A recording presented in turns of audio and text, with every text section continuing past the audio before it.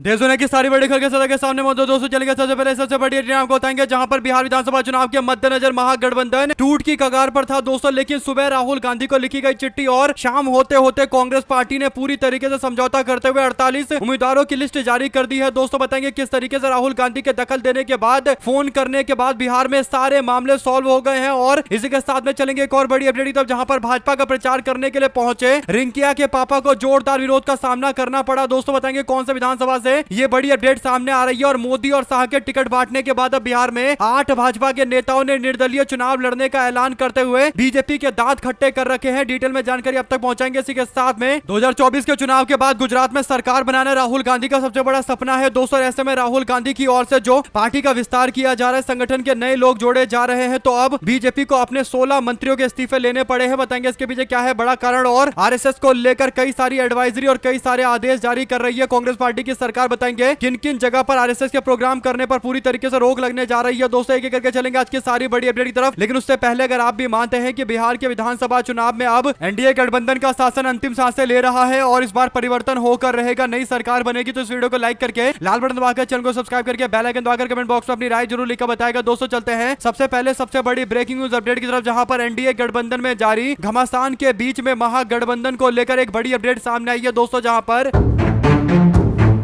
राहुल गांधी से मुलाकात करने के लिए तेजस्वी यादव के साथ साथ लालू यादव और मुकेश सहनी पहुंचे थे दोस्तों। ऐसे में दिल्ली में चर्चा के बाद मामले को सॉल्व कर लिया गया था। लेकिन जब बिहार पहुंचे तो कुछ सीटों को लेकर मुकेश सहनी और इंडिया गठबंधन के बीच में पेच फंस गया दोस्तों। ऐसे में बीते दिन कांग्रेस पार्टी और इंडिया गठबंधन की सारी पार्टियों के ऊपर दबाव था कि उनको जल्दी से जल्दी अपने सीटों का बंटवारा करना पड़ेगा, वरना आज यानी 17 तारीख को पहले चरण के बिहार के चुनाव के नामांकन का अंतिम दिन है दोस्तों। यानी आज नामांकन होंगे, तो ऐसे में सारे उम्मीदवारों की लिस्ट आने वाली थी। और बीते दिन जब गठबंधन में कुछ सीटों को लेकर हालात खराब हो रहे थे दोस्तों, उसके बाद मुकेश सहनी ने राहुल गांधी को एक पत्र लिखा। इस पत्र में उन्होंने पूरे मामले की जानकारी दी और राहुल गांधी को बताया कि किन किन सीटों पर पेच फंस रहा है। इसके बाद राहुल गांधी ने उस पत्र का जवाब देते हुए उनको फोन किया और फोन करने के बाद मुकेश सहनी से कई सीटों को लेकर बातचीत हुई दोस्तों। दावा किया जा रहा था कि मुकेश सहनी को महागठबंधन की सहयोगी पार्टी के द्वारा केवल 9 सीटें दी जा रही थी। लेकिन मुकेश सहनी ने राहुल गांधी को फोन लगाकर उनसे कुछ सीटों के बारे में चर्चा की और आश्वासन दिया कि वो सीट जरूर जिताकर देंगे। इसके बाद राहुल गांधी ने अपने पार्टी के कार्यकर्ताओं और खासकर जो नेता है, वरिष्ठ नेता है, उनसे चर्चा की दोस्तों। और अंततोगत्वा फैसला लिया गया कि सहयोगी के साथ में कुछ एक सीटों को लेकर समझौता किया जा सकता है। इसीलिए अब उनको 15 सीटों का ऑफर किया गया है, जिसमें एक एमएलसी का पोस्ट यानी टोटल 16 सीटों का आश्वासन दिया गया है दोस्तों। जैसे ही खबर आती है कि राहुल गांधी के साथ फोन पर बातचीत हुई है दोस्तों, उसके बाद अचानक शाम तक कांग्रेस पार्टी अपने 48 उम्मीदवारों की लिस्ट जारी कर देती है। आपको बता दें कि वोटर अधिकार यात्रा के दौरान राहुल गांधी और मुकेश सहनी के बीच में अच्छी खासी बातचीत हो गई थी दोस्तों। और दोनों नेता एक दूसरे के साथ हंसी मजाक कर रहे थे और कहीं ना कहीं एक दोस्तियाना रिश्ता हो गया था दोस्तों। इसके बाद अब राहुल गांधी ने फोन का जवाब देते हुए पार्टी के कार्यकर्ताओं से बात करके, वरिष्ठ नेताओं से बात करके आखिरकार सीट का मुद्दा सॉल्व कर दिया है। इसके बाद आज पहले चरण के नामांकन का अंतिम दिन है दोस्तों, तो 48 उम्मीदवार मैदान में उतर चुके हैं। कांग्रेस पार्टी ने अलग अलग सीटों पर वरिष्ठ नेताओं को मैदान में उतारा। ये सारे ऐसे दिग्गज नेता है जो अपनी जीतने की संभावना सबसे ज्यादा रखते हैं। बगहा सीट से मंगल सिंह को मैदान में उतारा गया है, नातून से अमित गिरी को चुनाव लड़वाया जाएगा, चनपटिया से अभिषेक रंजन चुनाव लड़ेंगे और बेतिया से वासी अहमद को टिकट दिया गया है। इसी तरीके से फूलपरास से सुबोध मंडल चुनाव लड़ेंगे दोस्तों। और टोटली 48 सीटें हैं। पार्टी की ओर से सुनिश्चित किया गया है कि पहले चरण की सारी सीटों पर उम्मीदवार उतार दिया जाए। तो अब राष्ट्रीय जनता दल, कांग्रेस पार्टी और इंडिया अलायंस पूरी तरीके से एकजुट है। 2 शब्द जरूर लिखा बताएगा दोस्तों। ज्यादा से ज्यादा वीडियो को शेयर कीजिएगा। चलते हैं एक और अपडेट की तरफ, जहां पर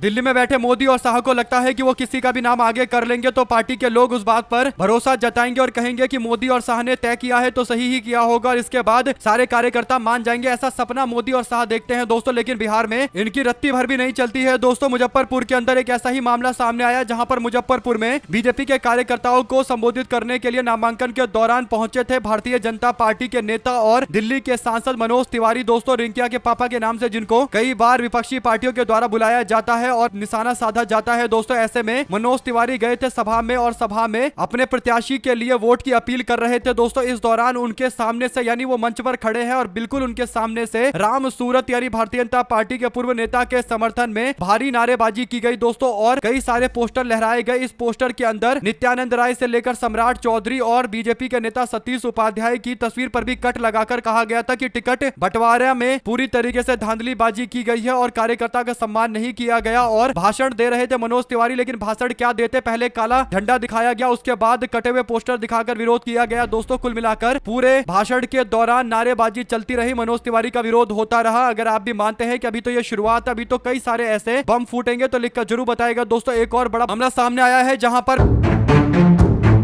बीजेपी के कई सारे नेता इस बात पर विश्वास नहीं रखते कि विरोध करने से कुछ होगा, वो खुद ही चुनावी मैदान में उतर आते हैं। दोस्तों ऐसा ही मामला सामने आया लगभग 8 अलग अलग सीटों से, यानी इन सीटों का हाल यह है दोस्तों कि बीजेपी के एक से एक दिग्गज नेता बगावत करके मैदान में उतरे हुए हैं। कई सारे ऐसे दिग्गज नेता है, हेमंत चौबे बक्सर चैनपुर के नेता है जिनको जनसुराज पार्टी ने टिकट देकर, ये बीजेपी के वरिष्ठ नेता लाल मुनि चौबे के बेटे हैं जो 4 बार सांसद रहे हैं। दोस्तों उनको जनसुराज पार्टी ने मैदान में उतारा तो भाजपा के नेता उनके प्रति सहानुभूति दिखाते हुए उनके साथ खड़े दिखाई दे रहे हैं। इसी तरीके से छपरा से भारतीय जनता पार्टी ने छोटी कुमारी को मैदान में उतारा है। इससे नाराज होकर मेयर राखी गुप्ता ने निर्दलीय मैदान में उतरने का फैसला ले लिया है। दोस्तों नामांकन भी दाखिल कर दिया है। ऐसे ही कुसुम देवी और वरिष्ठ नेता अनूप लाल श्रीवास्तव गोपालगंज सदर सीट से विधायक कुसुम देवी का टिकट काटकर सुभाष सिंह को उतारे जाने के विरोध में बगावत का झंडा बुलंद किए हुए मैदान में उतर गए हैं। इसी तरीके से बांका सीट पर पूर्व सांसद और बीजेपी के उपाध्यक्ष पुतुल कुमारी बगावत करके मैदान में उतरी हुई है। पूर्व सांसद और बीजेपी के उपाध्यक्ष पुतुल कुमारी ने पार्टी से नाराज होकर चुनाव लड़ने का ऐलान कर दिया और नामांकन भी दाखिल कर दिया। उनकी उम्मीदवारी से जेडीयू के उम्मीदवार की राह और ज्यादा कठिन होगी। दोस्तों ये सारे ऐसे नेता है जो स्थानीय स्तर के लोग हैं, ये 10, 12, 15, 20 हजार वोट काटने की क्षमता किसी भी सीट पर नॉर्मल तरीके से रखते हैं और कैडर का जो वोट होता है, जो असली कार्यकर्ताओं का वोट होता है, वो अपने असली नेता के साथ जाते हैं। मोदी और शाह जिसे तय करते उसके साथ नहीं जाया करते और इसीलिए बीजेपी वालों के हाथ पैर फूले हुए हैं। दोस्तों एक और सीट है बिहार की महाराजगंज की सीट। दोस्तों यहाँ पर बीजेपी एमएलसी सच्चिदानंद राय मैदान में उतर रहे हैं। एमएलसी सच्चिदानंद राय ने पार्टी से बगावत करके निर्दलीय चुनाव लड़ने की घोषणा कर दी है। दोस्तों यानी सोचिए एमएलसी जो वर्तमान में एक पोस्ट पर है बीजेपी से, वो भी अब बगावत करके मैदान में उतरकर नॉमिनेशन फाइल कर रहे हैं। यानी जिस बिहार में 5000 6000 वोटों पर डिसीजन होता है, दोस्तों सीटें तय हो जाती है, वहां पर बगावती नेता मैदान में उतरकर बीजेपी के दांत खट्टे कर रहे हैं। लाल बाबू प्रसाद जो मोतिहारी ढाका के हैं, दोस्तों ढाका विधानसभा क्षेत्र के बीजेपी के पुराने नेता है, उनको जनसुराज ने टिकट देकर मैदान में उतार दिया। इसी तरीके से भारतीय जनता पार्टी के वरिष्ठ नेता और मोदी सरकार में मंत्री के तौर पर काम कर चुके एक टाइम में बीजेपी के मुख्यमंत्री पद के मजबूत दावेदार माने जाने वाले भागलपुर के वरिष्ठ नेता अश्वनी चौबे के बेटे अर्जित शाश्वत चौबे ने चुनाव लड़ने का ऐलान किया है। दोस्तों भागलपुर से बीजेपी ने रोहित पांडे को उम्मीदवार बनाया है। इस बार अश्वनी चौबे के पुत्र अर्जित शाश्वत चौबे और वरिष्ठ नेता प्रशांत विक्रम ने टिकट न मिलने पर बगावती तेवर दिखाए हैं। तो ऐसे 1-2 नहीं बल्कि कई दर्जन नेता मैदान में उतरे हुए हैं और ये धीरे धीरे संख्या और ज्यादा बढ़ने वाली है। बीजेपी के बिहार के जो नेता है जिसमें अश्वनी चौबे, गिरिराज सिंह और आरके सिंह जैसे लोग हैं, दोस्तों उनसे पूछने की जगह मोदी और शाह गुजरात वाला लॉजिक बिहार में लगाकर नेताओं को टिकट दे रहे हैं। और 2024 के चुनाव में जिस तरीके से उत्तर प्रदेश के अंदर टिकट का बंटवारा भाजपा ने किया था, मोदी और शाह के कहने पर टिकट बांटे गए थे, स्थानीय लोगों से कुछ नहीं पूछा गया, तो उसी तरीके की यहां भी हरकतें की गई है। दोस्तों देखते हैं भारतीय जनता पार्टी के नेता जो बगावत कर रहे हैं, क्या ये बीजेपी को वापस से घुटने पर लेकर आएंगे? 2 शब्द जरूर लिखकर बताइए, क्योंकि ये सारे वरिष्ठ नेता है। अगर अश्वनी चौबे का बेटा चुनाव लड़ रहा है तो वो आराम से अपनी राजनीतिक शक्ति का इस्तेमाल करके अपने बेटे को कई हजार वोट दिलवाने की क्षमता रखते हैं। दोस्तों ये पूरा गेम हो चुका है। 2 शब्द जरूर लिखकर बताएगा। ज्यादा से ज्यादा वीडियो को शेयर कीजिएगा। चलते हैं एक और अपडेट की तरफ, जहां पर पूरे बिहार के विधानसभा चुनाव को लेकर भारतीय जनता पार्टी ने 10 विधायकों के टिकट काटे हैं। दोस्तों ऐसे में गोविंदगंज के विधायक सुनील मणि तिवारी भारतीय जनता पार्टी का टिकट कटने के बाद भड़क गए। टिकट कटने के बाद उन्होंने एक सभा का बीते रात आयोजन किया और इस दौरान पार्टी को लेकर आक्रोश व्यक्त किया। दोस्तों उन्होंने साफ शब्दों में बोला कि उन्होंने गोविंदगंज विधानसभा क्षेत्र के लोगों के लिए काम किया है। उन्होंने कहा कि 40 साल मैंने भारतीय जनता पार्टी में बिताया है, बीजेपी को यहाँ पर मैंने खड़ा किया, मजबूत किया, भारतीय जनता पार्टी को यह सीट दिलवाई और आज मुझे बीजेपी ने टिकट देने से मना कर दिया। उन्होंने कहा कि टिकट कटने के बाद की जिसने खाना छीना उसे खाने नहीं देंगे, यानी खुली बगावत करते हुए कह दिया कि ना पार्टी ने हमको टिकट दिया तो हम भी ये सुनिश्चित करेंगे कि पार्टी ने जिसको यहाँ टिकट दिया है उसको जीतने भी नहीं देंगे। यानी भारतीय जनता पार्टी के नेता और विधायक जो वर्तमान विधायक है दोस्तों, वो सुनील मणि तिवारी भारतीय जनता पार्टी को खुली चुनौती दे रहे हैं। दोस्तों 2 शब्द जरूर लिखकर बताएगा। ज्यादा से ज्यादा वीडियो को शेयर कीजिएगा। चलते हैं एक और अपडेट की तरफ, जिसमें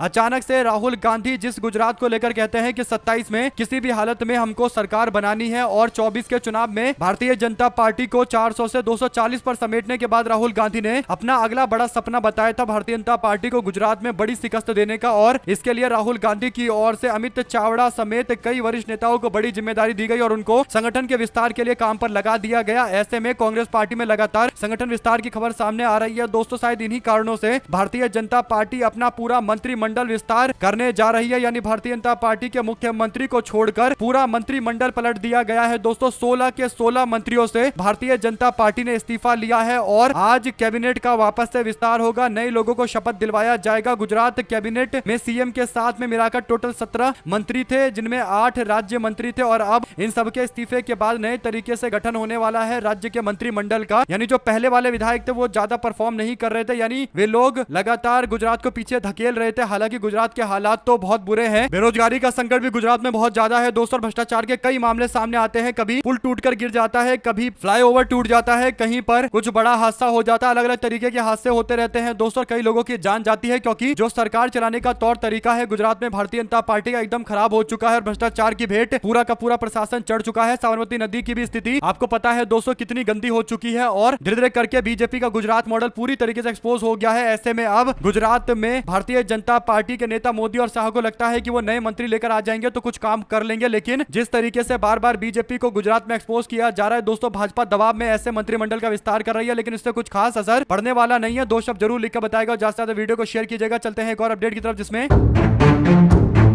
कांग्रेस पार्टी के अध्यक्ष मल्लिकार्जुन खड़गे के पुत्र और कर्नाटका के मंत्री प्रियांक खड़गे ने खुलकर आरएसएस के खिलाफ मोर्चा खोला है दोस्तों। उन्होंने सिद्धरमैया को पत्र लिखकर अनुरोध किया है कि राज्य में सभी सरकारी अधिकारियों और कर्मचारियों के लिए आदेश जारी किया जाना चाहिए कि कोई भी आरएसएस के कार्यक्रम में शामिल नहीं होगा। अगर कोई ऐसा करते हुए पाया जाता है, इसका उल्लंघन किया जाता है, तो फिर उसके खिलाफ सख्त से सख्त कार्रवाई की जाएगी। यानी सरकारी व्यक्ति को किसी भी राजनीतिक कार्यक्रम में शामिल होने का कोई अधिकार नहीं है और आरएसएस जो अपने आप को एक सामाजिक संगठन बताता है, उसकी भूमिका राजनीतिक पार्टी के लिए है दोस्तों। इसीलिए आरएसएस कोई सामाजिक पार्टी नहीं है, सामाजिक संगठन नहीं है, बल्कि राजनीतिक संगठन है। इसीलिए उसका जिस तरीके से बहिष्कार अन्य पार्टियों का होता है सरकारी लोगों के द्वारा, उसी तरीके से होना चाहिए, वरना कड़े से कड़ा एक्शन होना चाहिए। दो शब्द जरूर लिखकर बताएगा और ज्यादा से ज्यादा वीडियो को शेयर कीजिएगा दोस्तों। अगर आप भी मानते हैं कि बात एकदम सही बोल रहे हैं प्रियांक खड़गे और उन्होंने तो बैन तक की मांग की थी। चलते हैं एक और बड़ी अपडेट की तरफ दोस्तों, जहां पर बिहार विधानसभा चुनाव 2025 के लिए जनता दल यूनाइटेड ने अपने सभी 101 उम्मीदवारों की लिस्ट जारी कर दी है। दूसरी सूची में 44 लोगों के नाम की घोषणा की गई है दोस्तों। इसमें मौजूदा विधायक नरेंद्र कुमार उर्फ गोपाल मंडल का टिकट काटकर पूर्व सांसद बुलो मंडल को उम्मीदवार बनाया गया है दोस्तों। टिकट कटते ही गोपाल मंडल ने पार्टी नेतृत्व के खिलाफ बगावत का ऐलान कर दिया है और उन्होंने कहा कि निर्दलीय उम्मीदवार के रूप में चुनाव लड़ेंगे और जीत हासिल करेंगे। उन्होंने कहा कि नीतीश कुमार के सरकार में पार्टी में अब लोगों का सम्मान कम हो चुका है, खासकर पहले लव कुश की पार्टी बताया जाता था इनको, यानी नीतीश कुमार की पार्टी को लव कुश की पार्टी कहा जाता था। कुशवाहा समाज, कोयरी समाज जनता दल यूनाइटेड के साथ मजबूती से जुड़ती थी दोस्तों, लेकिन अब धीरे धीरे करके पूरी तरीके से इन समाज के लोगों को गायब कर दिया गया है जनता दल यूनाइटेड से और गोपाल मंडल का भी अपमान किया गया। उन्होंने साफ तौर पर बोल दिया है कि अब वो लड़ाई लड़ने को तैयार है और निर्दलीय ही चुनाव लड़ेंगे। यानी जेडीयू का वर्तमान विधायक अब चुनाव लड़ रहा है दोस्तों। सोचिए वो कितने वोट काटेंगे। अगर बहुत खराब स्थिति भी उनकी होगी तो भी वो 20,000 25,000 वोट तो अपने दम पर काट जाएंगे, क्योंकि इतने सालों से विधायक है, कुछ ना कुछ काम तो उन्होंने अपने क्षेत्र में करा ही रखा है और उनका चेहरा हमेशा मीडिया में किसी न किसी कंट्रोवर्सी को लेकर बना ही रहता है। दो शब्द जरूर लिख के बताएगा। चलते हैं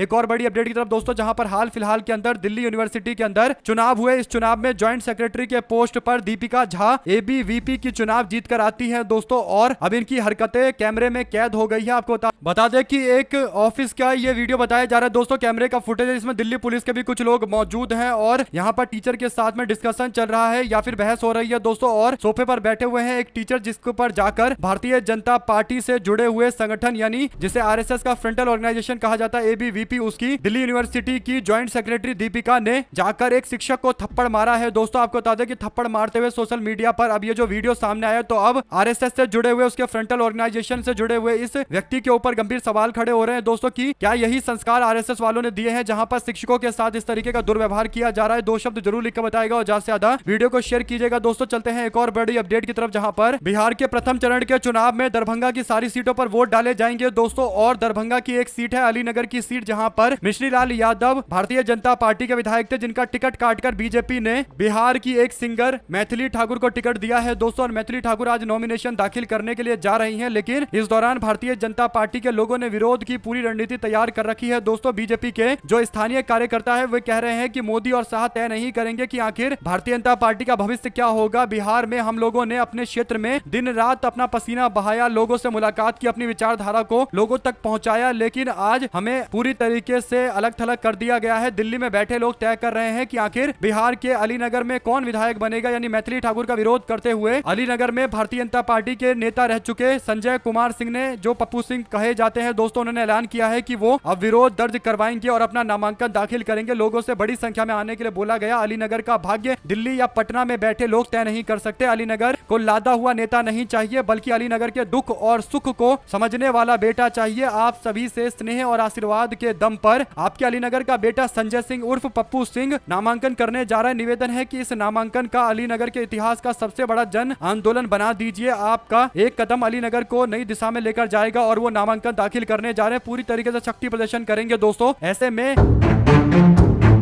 मोदी और शाह अपने हिसाब से जो तय कर रहे हैं और किसी को कहीं भी चुनाव लड़ाने के लिए भेज देते हैं, तो फिर उनके लिए अब अपने ही कार्यकर्ता बोल रहे हैं कि दिल्ली और पटना में बैठे लोग तय नहीं करेंगे कि हमारे क्षेत्र का नेता कौन होगा। अगर आप भी मानते हैं दोस्तों कि बेशक इनकी विचारधारा घोर सांप्रदायिक और मुस्लिम विरोधी है, इसके बावजूद इन लोगों को इनके संगठन से सम्मान नहीं मिल रहा, तो इसका मुद्दा तो उठाया जाना चाहिए। अगर आप भी इस बात से इत्तेफाक रखते हैं तो कमेंट बॉक्स में लिखकर जरूर बताएगा दोस्तों। और अगर आप भी मानते हैं कि किसी भी संगठन में काम करने वाले व्यक्ति को हमेशा से प्राथमिकता दी जानी चाहिए, जैसे कांग्रेस पार्टी ने एक युवा नेता को एनएसयूआई के प्रदेश अध्यक्ष शिव प्रकाश गरीबदास को मैदान में उतार दिया दोस्तों, और पिछली बार वो निर्दलीय चुनाव लड़ गए थे बछवाड़ा से और लगभग 40,000 वोट उन्होंने अपने दम पर इकट्ठा कर लिया था। युवा नेता है दोस्तों, 25-30 साल के हैं, लेकिन खुद अपनी ताकत दिखाई तो पार्टी की ओर से भी उसका सम्मान किया गया और उनको मैदान में उतारा गया है। अगर आप भी मानते हैं कि युवा नेतृत्व से ही किसी भी पार्टी और विचारधारा को आगे ले जाया जा सकता है, ऊपर से पैरासूट उम्मीदवारों को उतारकर पार्टी कभी आगे नहीं जा सकती, तो लिखकर जरूर बताएगा। और इस बार बिहार के चुनाव मोदी और शाह के लिए क्लियर कट मैसेज देने वाले हैं, लिखकर जरूर बताएगा। चलते हैं एक और अपडेट की तरफ, जहां पर किसी भी विधानसभा चुनाव में जब कोई गठबंधन बनता है दोस्तों, तो गठबंधन का मतलब होता है कि सारी पार्टियां मिलकर एक गठबंधन के अंतर्गत आ गई है, यानी हर सीट दूसरी पार्टी के लिए उतनी ही जरूरी होती है जितनी उस पार्टी के लिए खुद की सीट जरूरी होती है। और यही बड़ा कारण है कि लोग उम्मीद करते हैं कि जब पूरा गठबंधन बन जाए तो उसके बाद हर नामांकन में बड़े नेता शामिल हो, हर पार्टी के नेता शामिल हो। लेकिन भारतीय जनता पार्टी के वरिष्ठ नेता और उप मुख्यमंत्री विजय कुमार सिन्हा अपना नामांकन दाखिल करने के लिए गए, तो वहां पर सम्राट चौधरी और रेखा गुप्ता दिल्ली की मुख्यमंत्री मौजूद थी। यहाँ कोई जनता दल यूनाइटेड का वरिष्ठ नेता दिखाई नहीं दिया दोस्तों। इससे पता चल रहा है कि गठबंधन अभी काफी दबाव में है। एनडीए गठबंधन में जबरदस्त तरीके का दबाव है सीट बंटवारे को लेकर, क्योंकि नीतीश कुमार ने चिराग के पार्टी को दिए गए सीट पर अपने 3 उम्मीदवार अब तक उतार दिए हैं। बीजेपी को दी गई सीट पर 1 उम्मीदवार उतार दिया है। साथ साथ chief justice of India BR Gavai के ऊपर जूता फेंकने की कोशिश करने वाले तथा कथित वकील राकेश किशोर की अब मुश्किलें और ज्यादा बढ़ने वाली है दोस्तों। राकेश किशोर को लग रहा था कि वो भाषणबाजी कर लेंगे, नेता बन जाएंगे और बच जाएंगे, लेकिन अब BR गवई के ऊपर अटैक करने की कोशिश के मामले को लेकर अब अटॉर्नी जनरल यानी सरकारी वकील ने मंजूरी दे दी है कि उनके खिलाफ, उस वकील के खिलाफ, राकेश किशोर के खिलाफ मानहानि या यूं कहिए कि कोर्ट की अवमानना का मामला चलेगा, कंटेम्प्ट ऑफ कोर्ट का मामला चलाया जाएगा। और उम्मीद है दोस्तों कि कुछ कम से कम 2, 4, 5, 7 साल के लिए जेल जरूर होना चाहिए, क्योंकि देश के सर्वोच्च पोस्ट पर बैठे व्यक्ति के ऊपर अटैक किया गया। साथ साथ दोस्तों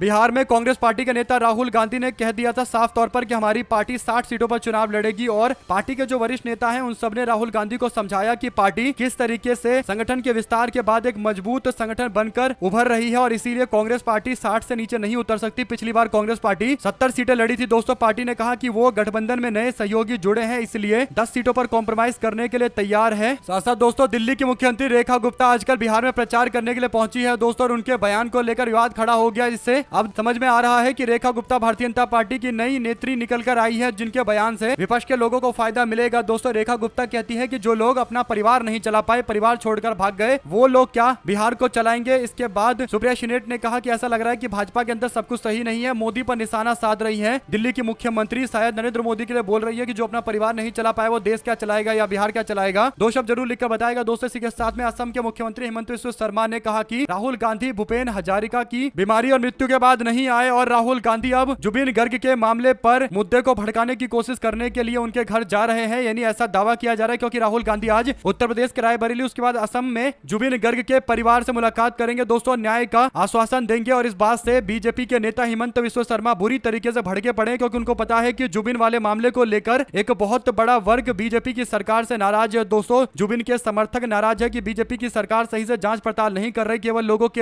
आंखों में धूल झोंका जा रहा है, और और राहुल गांधी आज जुबिन के परिवार से मुलाकात करेंगे। तो बीजेपी वालों को डर है कि कहीं जुबिन के समर्थक कांग्रेस के साथ ना आ जाए, कि कांग्रेस पार्टी वादा कर दे कि हमारी सरकार बनेगी तो हम लोग सही से जांच पड़ताल करवाएंगे और उसके बाद बीजेपी का पूरा खेल ना बिगड़ जाए। 2 शब्द जरूर लिखकर बताएगा। दोस्तों चलते हैं एक और अपडेट की तरफ, जहां पर वीआईपी पार्टी के खाते में 15 सीटें गई है। दोस्तों जो 15 सीटें वीआईपी पार्टी के लिए है, उनमें केसरिया की सीट है, भभुआ की सीट है, आमोर, झंझारपुर और राजौली के साथ साथ हरनौत, गोपालपुर, सहरसा, नालंदा, छातापुर और सकरा, बथनाहा, गौड़ा, बोरम के साथ साथ अलीनगर और नौतन की सीट है। यानी 15 सीटें देकर राहुल गांधी ने इनको अपने साथ में जोड़े रखा हुआ है। साथ साथ दोस्तों कैलिफोर्निया यूनिवर्सिटी से बीजेपी के नेता और बिहार के उप मुख्यमंत्री सम्राट चौधरी दावा कर रहे थे कि उनको डॉक्टरेट की डिग्री मिल गई है। हालांकि अब जो उन्होंने एफिडेविट दिया है, जिसको वो मीडिया चैनल में आकर हाफिडेविट बोलते हैं, आज उस हाफिडेविट में कहीं भी नहीं लिखा हुआ है कि कैलिफोर्निया यूनिवर्सिटी से उनको डॉक्टरेट की डिग्री मिली हुई है। इसमें लिखा हुआ है कि 7वां पास है, यानी 7वीं पास है। स्कूलिंग के नाम पर दोस्तों और 2-3 सर्टिफिकेट दिखाए गए हैं। कुल मिलाकर इनकी एजुकेशन पहले से ही सवालों के घेरे में है और अब इनका एफिडेविट सामने आने के बाद और गंभीर सवाल इन पर खड़े होते हैं। 2 शब्द जरूर लिखकर बताएगा दोस्तों, आखिर बीजेपी के बड़े नेताओं के डिग्री के ही इतने मसले मसाइल क्यों होते हैं, जरा लिखिएगा जरूर। जुड़े रहने के लिए दोस्तों का बहुत बहुत धन्यवाद। आप लोग देख रहे थे आपका अपना चैनल जय हिंद जय भारत। ज्यादा से ज्यादा वीडियो को शेयर कीजिएगा। बहुत बहुत धन्यवाद।